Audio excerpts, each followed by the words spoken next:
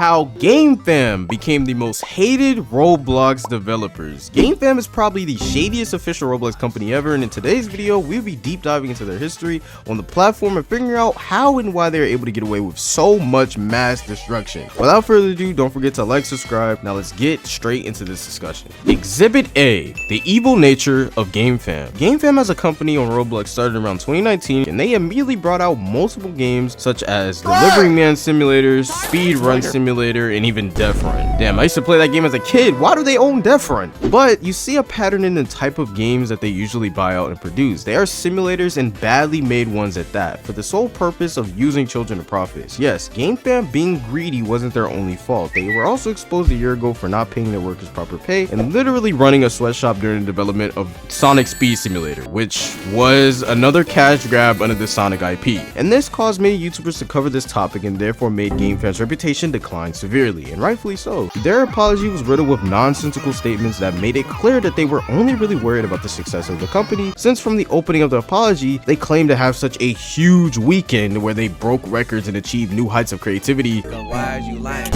Why you Mufasa? Yeah, me Casa. Then more and more employees came out making statements, with many saying they were fired without warning, which you guessed it is very illegal, and even got so bad that the employee decided to sue Gamefam for violating national labor relations law by threatening employees who spoke with coworkers about their low pay. Was Gamefam running a studio or a damn criminal organization at this point? I'm confused. I'm still surprised they haven't been run off the platform by now, but wait, I forget what Roblox is now. Beyond just this, every time Gamefam requires a new game, they simply make it worse and add more and more microtransactions to that game. Let's take Funky Friday for example, a game that took heavy inspiration from the once popular Friday Night Funkin' game, took it from a game that had barely any microtransactions and was just a fun little fan game to an absolute disaster of a cash grab. And they do this with pretty much every game they buy. Even worse yet, they own so many official IPs that it looks that they are more credible than what they actually are. I mean, they own IP licenses to SpongeBob, Sonic, TMNT, the damn NFL. Like, who the hell allowed them to partner with the NFL? They even own Starving Artists, a game I used to actually go in and watch people try their hardest to draw for Robux. The saddest part about all of this is that Roblox is actively giving them the ability to do this on the platform because Roblox benefits from partnering with these huge corporations. They even worked with Gamefam to make some experience events for musicians that Roblox officially runs. Exhibit B, Gamefam versus the entire anime community. Now onto the recent controversy of Gamefam and why everyone is losing their minds over this company. So basically, Gamefam decided to make an official My Hero game with Crunchyroll, and it was, as you probably assumed, a terrible game because the anime is terrible, so of course this game is bad.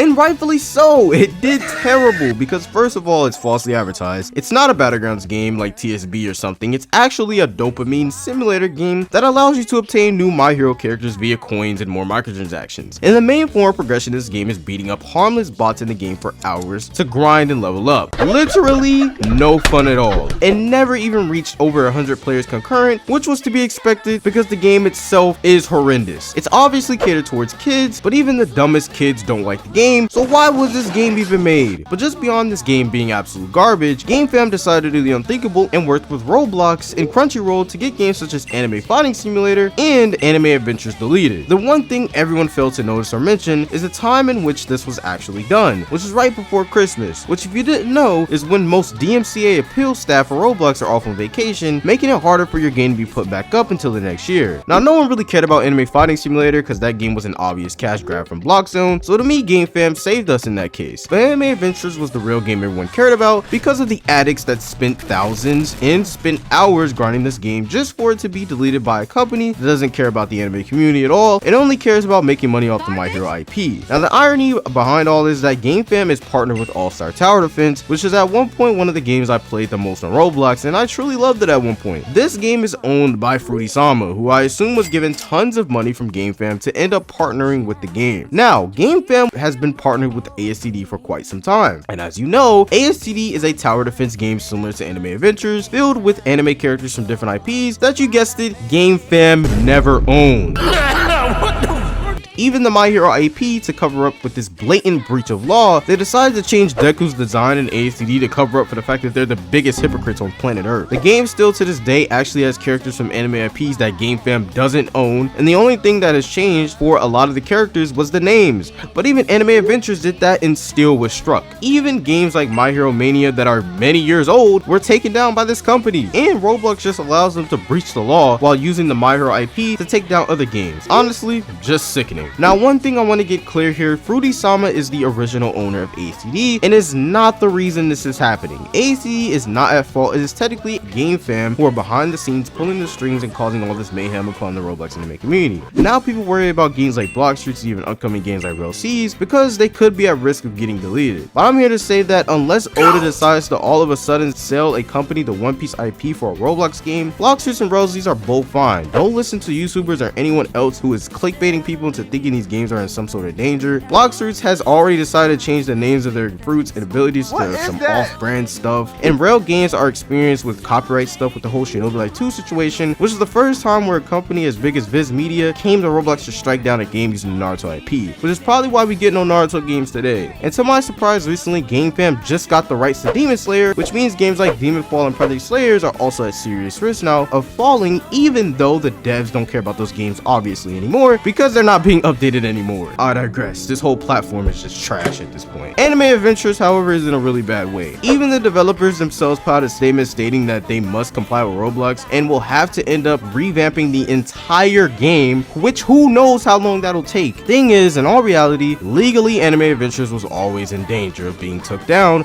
because it never owned any of these IPs involved. My question is, if Gamefam made a My Hero Battlegrounds game, why didn't they proceed to take down Heroes Battlegrounds, their biggest competitor for that game? But I just feel as if Roblox needs to make it fair and not just take down one or two games because of copyright, but update their TOS and make it to where at least developers are aware that their game is going to be deleted and give developers a chance to actually revamp their games to abide by laws before their game is eventually took down. Such a stupid decision from Roblox to allow such a monopolistic ruling. I think the only time it was really even legally necessary to take down games was when Pokemon games were being took down because Game Freak, the owners of Pokemon, had every right to strike the platform at that point. Exhibit C, the future of Roblox anime games. If I was a betting man like most Anime Adventures players, I assume that anime games in the near future will have to use extreme cautions when making their games. Greedy developers run the risk of not being able to develop easy anime cash grabs due to not being able to use these IPs, which is good. Thing is, however, even passionate developers would not be able to make actual good games either because companies will just take the ownership of the IPs and make terrible games, and Roblox has no choice but to abide by the laws and allow them to take down other games. I just really hope that action is being taken by Roblox to remove ownership of IP from Gamefam and actually give it to people who care about anime games. Like, imagine if the Rail Brothers could actually get funds from One Piece themselves to make an official One Piece game instead of Rail Seas. I just want Roblox to become a place that anime games can still thrive, but obviously Gamefam and Roblox only see anime games as quick money cash grabs, which is